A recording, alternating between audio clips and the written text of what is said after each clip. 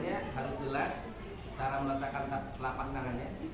Jadi sunnahnya itu direnggangkan jari-jari tangannya, rigid tangannya direnggangkan, jangan disatukan. Doang tadi makanya lagi tuh dah. Ini kan dengkul. Nah ini mah doang atahiyat ya, doang dari isyarat.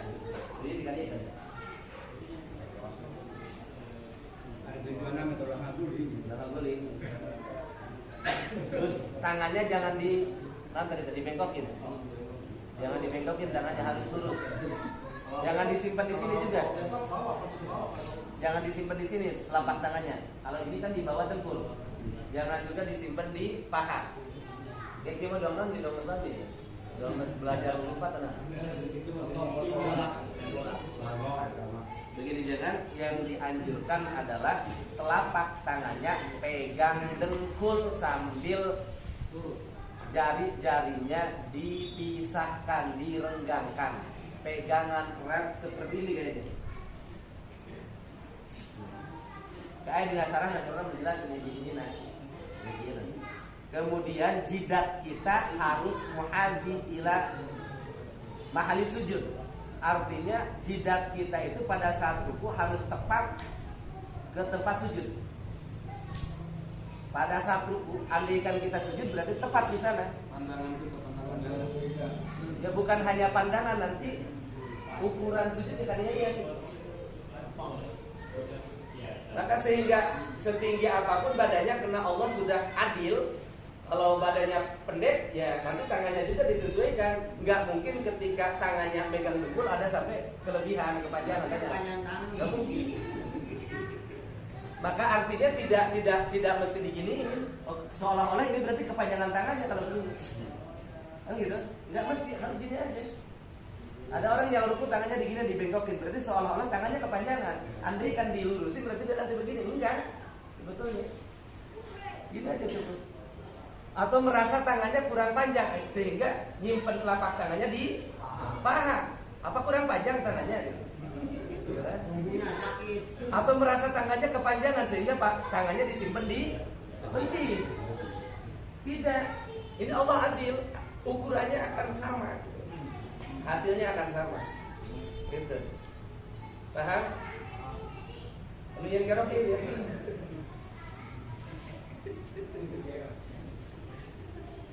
I'tidal pada saat i'tidal, sami Allahu liman hamidah. Tangannya jangan goyang. Jangan begini. Sami Allahu liman hamidah, Rabbana lakal hamdu mil'us samawati wal ardi. Allahu akbar.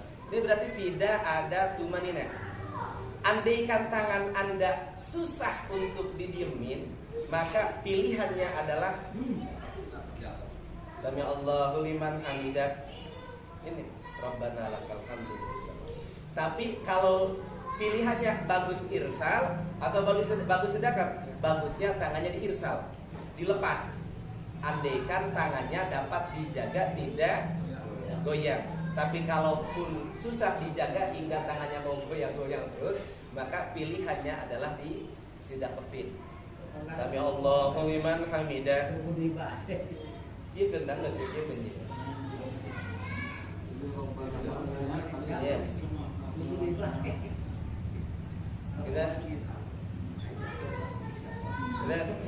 Ingat ya, sami Allah. Nah dari bawah, sami Allahu liman hamidah.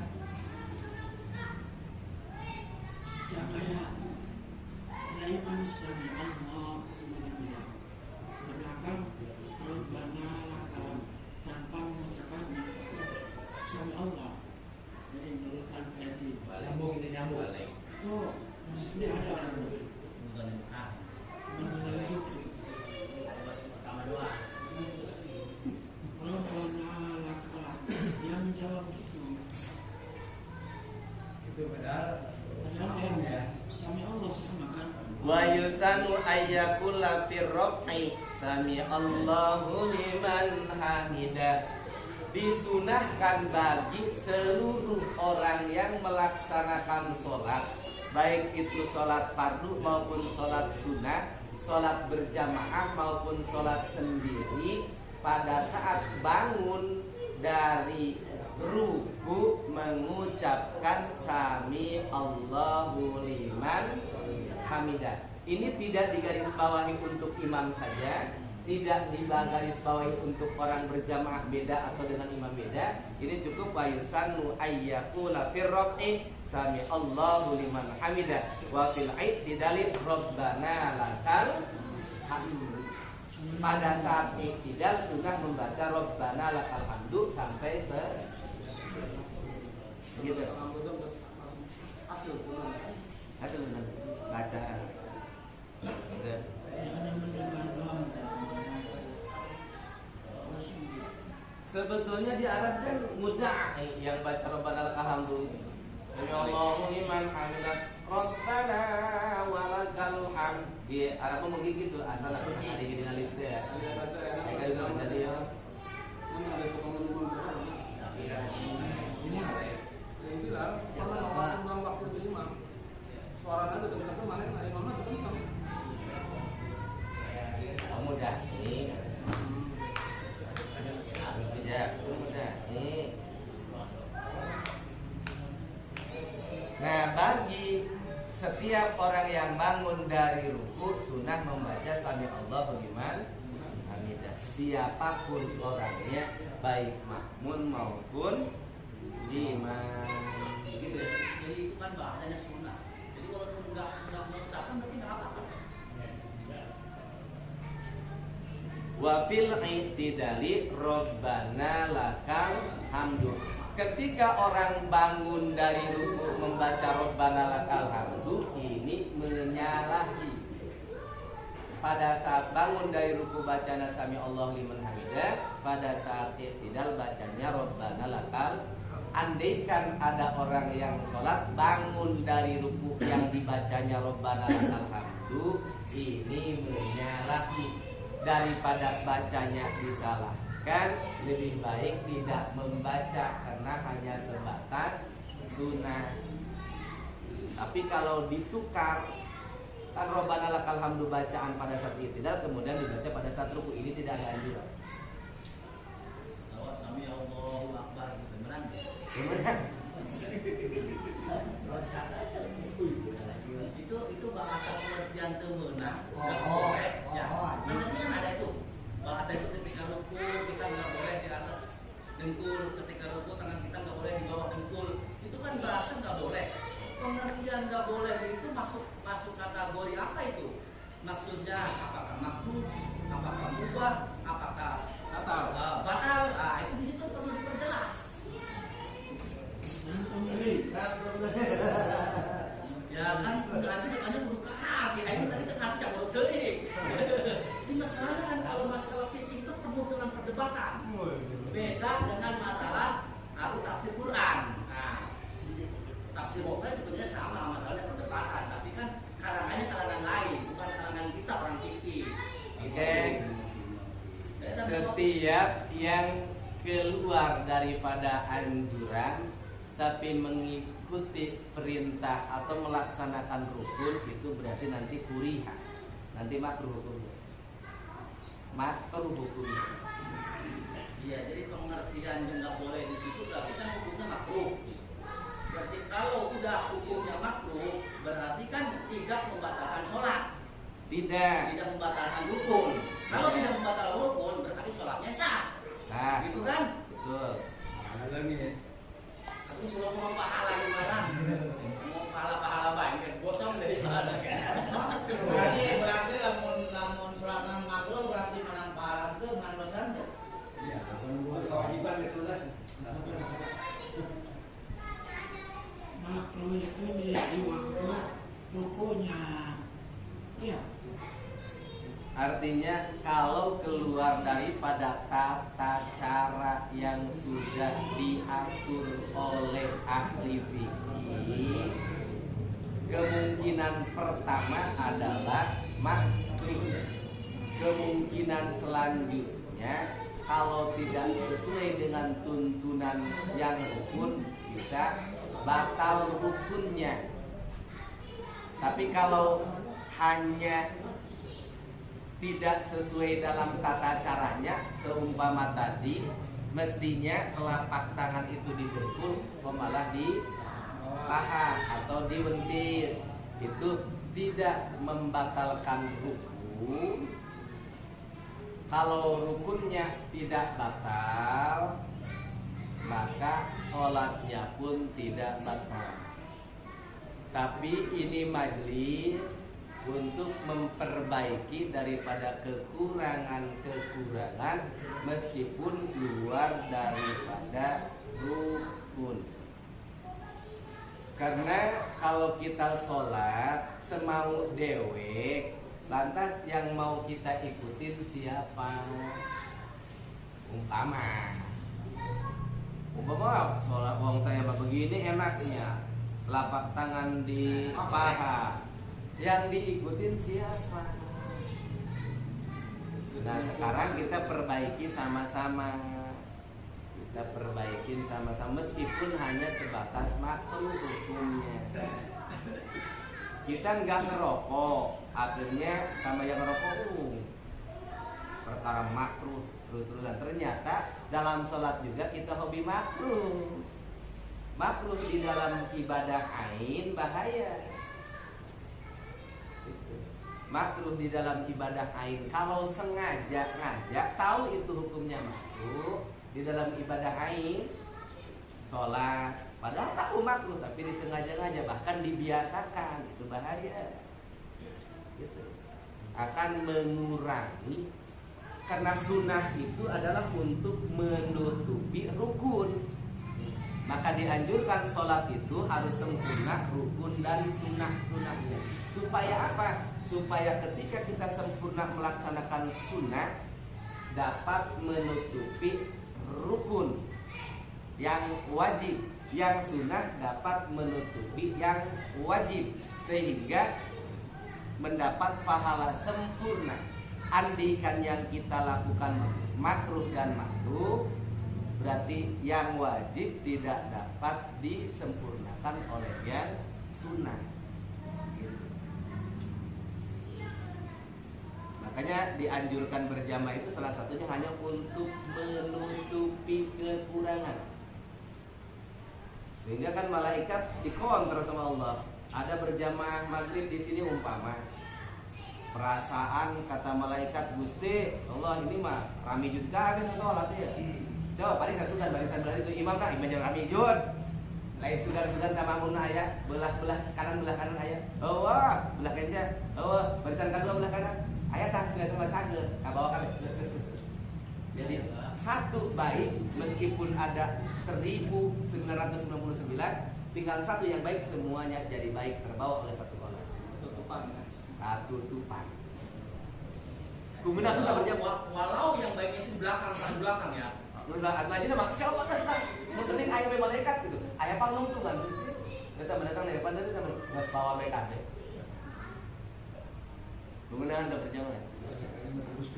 Salah-salah mah menjadi bagian material sebagai rukun.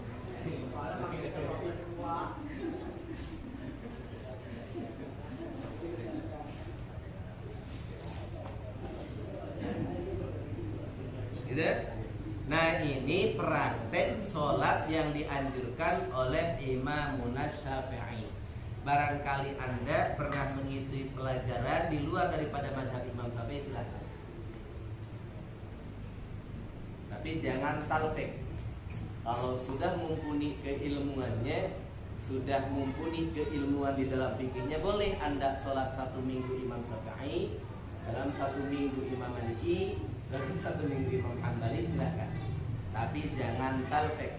Talfik itu tidak satu qadiyah. Wudu dengan sholatnya harus menggunakan Imam Syafi'i. Jangan wudunya Hanafi kemudian sholatnya Syafi'i, itu tidak satu qadiyah. Karena sholat sangat membutuhkan wudu. Gitu. Kalau sholatnya tidak pakai niat, menggunakan Maliki atau Hanafi, umpamanya Imam Hanafi kan membolehkan sholat gak pakai niat, silakan. Cukup pergi ke musola ini tujuannya mau sholat, lu tinggal takbiratul ihram aja. Udah, nggak mesti dianjurkan di dalam hati pada saat takbiratul ihram itu qasdu ta'yin. Tapi ingat, pada saat wudunya juga harus sesuai dengan Hanafi. Sementara Imam Hanafi mewajibkan membasuh seluruh kepala. Kalau Syafi'i mewajibkan membasuh sebagian kepala meskipun hanya kulit kepala atau rambut kepala yang tidak keluar daripada batas kepala. Bedanya di sana. Terjemah dan jalir atau ada gitu tentang jalir. Kemudian pada saat sidakap harus ikut madhab Syafi'i karena yang dikaji madhab Syafi'i. Pada saat rukun Syafi'i, gitu. Ya ternyata jam 10 lewat seperempat, jam 10 kurang sejam. Beres ya? Pertanyaan. Silahkan. Orang yang sholat, kalau tigong itu batal apa enggak? Bersolat Orang yang tigong. keluarin jigong. Ada itu di dalam itu. Iya. Ngaca. Lain-lain itu orang saya. Kotoran Sisa makanan. bisa makanan. Ya. Sedang sholat ngeluarin sisa makanan itu lebih baik ketimbang ditelan. Karena menelan sisa makanan pada saat sholat termasuk batal sholatnya. Karena salah satu pembatalan sholat adalah uklik, makan, wasyurbi, dan minum. Meskipun tidak banyak, jangan pengertian makan lagi sholat makan, berarti dia jelas batal. Artinya meskipun hanya sisa makanan sedikit kemudian kita telan pada saat sholat itu batal. Lebih baik dikeluarkan. Cuma tata cara mengeluarkan sisa makanannya hati-hati, jangan sampai membatalkan sholat. Keluarnya sama Diambil. gaji apa? Tekan. Dia niup dalam rangka sholat juga batal. Batal. Gitu maksudnya. Gitu kan? Bentar lagi ya. Soalnya nggak gabung. Tadi nanti korek aja ujung lidah. Benang, terus benang tadi dorong benang karena ujung bibir. Caranya bagaimana? Cukup didorong pakai ujung lidah, ditempelin di ini sejatuh-jatuhnya. Tempelin ke atas. Pada sama lauk.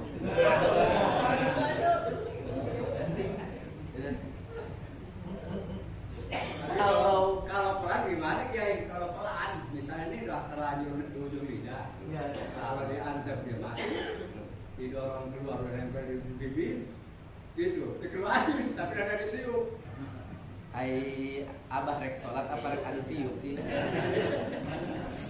Kan ada sekolah tetap jalan baik Kiai. Nggak cukup gitu deh, sarang gerak udah pakai itu dorong ke ujung bibir. Suara. Iya. Kata air dulu apa terus dielah, hari itu nama teh. Tah, ternyata di belakang. Dari anak pemenang sunnah. Iya. Berdosa. Silakan. Kesahkan mereka anak kardet bah, Bergerak sih. orang ngaji mumpung sekali nanya aja Kiai. Kan sana sudah orang ngerti nah. Rukunya. Sami Allah kan ayah anu urang hati diasupkeun. Anu sehat ya. Itu tanya. Aduh. Anu sehat ya. Bos itu berak bisa dengkul heula ya. Tapi lamun urang terkesanan kieu. Sami Allah. Om. Dong. Larang kan. Eta teh Abdul mana kesana mencager ya, mencager. Ada itu. Terus di dalam sujud, bagaimana hukumnya kalau kita sujud pada saat tata cara sujudnya bukan dengkul dahulu tapi tangan dahulu gitu. Yang didahulukan tangan sehingga dengkul belakangan. Sah apa tidak dengan alasan sakit atau sah ya, Sah. baik. Tapi lamun sehat Abdul mana? Abdul ngarangka pun apa dengkul heula Ya, kalau lagi sehat mestinya dengkul didahulukan, kemudian telapak tangan. Ayatnya madam palsu itu pasti tidak ya meraya. Kalau lagi sehat, lebih utamanya dengkul didahulukan, kemudian kedua telapak tangan. Setelah itu baru jidat, dan sunnah ujung hidung ditempel. Meskipun ujung hidung tidak termasuk anggota sujud, tapi sunnah ujung hidung ditempel ke tempat sujud. Umur di atas 60 pasti tangan dulu kan. Caranya dari awal. Nuhun teh matena naon. Ternyata Ustaz tadi tambahan Terus tambahan bacaan sujud ya. Tadi atau musaf tetap berarti mentambahan dosa mujadatnya dibacakan Rabbana atina fid dunya hasanah wa fil akhirati hasanah pada saat sujud. Tambah doa tersebut bagus apa tidak? Kalau kategori Rabbana atina fid dunya hasanah itu termasuk doanya doa ukhrawi. Doa ukhrawi meskipun pengertian dunia hasanah itu tidak dipandang bagus oleh agama jika pekerjaan maksiat. Jika pekerjaannya pekerjaan dunia, yang dianggap bagus di dunia oleh agama adalah pekerjaan akhirat. Dunia hasanah itu adalah pekerjaan akhirat. Kemudian menarik kesananya wa fil akhirati hasanah. Maka ketika pada saat sujud ditambah doa tersebut silahkan sah, tidak membatalkan sholat. Lagi kudayakan jasa. Iya makanya gitu. Nanti di sini ada doa-doa pada saat sujud juga ada. Kayak kurang jelaskan. Apa langsung dikodok bel untuk Jumat depan. Gitu. Jadi ya silakan. Ada lagi? Ini dia penggunanya kalau Ya. dia pakai masker katanya, gimana kalau membayangkan itu harus nempel masker? bukan lah kalau itu mas sunnah Enggak kan banyak kan Betul. pertanyaan tadi tahu sunnah. Itu termasuk khilaful aula. Termasuk khilaful aula, artinya dia membedakan diri daripada anjuran yang sudah dianjurkan oleh agama. Sehingga beda. Kalau beda dengan catatan yang sudah dianjurkan, maka hukumnya makruh. Khilaful aula itu mendekati makruh. Makanya diperdebatkan. Sehingga banyak ustaz-ustaz yang ceramah dalam khutbah atau di luar khutbah mengatakan, kenapa pada saat sholat harus pakai masker? Bukankah pada saat sujud itu sunnah menempelkan ujung hidung? Kalau pakai masker berarti ujung hidungnya tidak nempel. Itu termasuk perkara khilaful aula. Sah sujudnya sah, yang penting jidatnya jangan tertutup. Kalau seluruh jidatnya tertutup tidak sah sholatnya. Kalau sebagian saja yang tertutup, meskipun hanya sedikit saja yang nempel jidatnya itu sah. Umpamanya kayak gini kan, ini kan masih ada jidat nih. Kalau kayak kopi kayak gini saya, ini kan masih ada jidat ini. Kalau saya tanya ini jidat bukan? Jidat. Nah kalau ini nempel berarti bakdud ya. Tapi lebih baik dibuka. Barangkali pertanyaan saudara tadi kemudian dijawab langsung, ada yang kurang tepat, ada barangkali ada bahkan salah cetak, tolong nanti tanyakan lagi pada ahli matematika, pada Ustaz disediakan. Saya Ustaz pernah bertanya dengan Ustaz yang mengajar di Pusat Rujukan, hanya seperti itu, pertanyaannya seperti itu, kemudian jawabnya seperti itu. Itu betul apa tidak? Andaikan tidak betul kami, nanti tinggal kita pertimbangkan lagi. Menjawab seluruh pertanyaan itu tidak baik. Menurut ahli ilmu tidak beradab, termasuk Ustaz Songong, Ustaz Dusun. Ada Ustaz ditanya berbagai pertanyaan tahun lalu semuanya itu Dusun, bahwa Dusun Songong.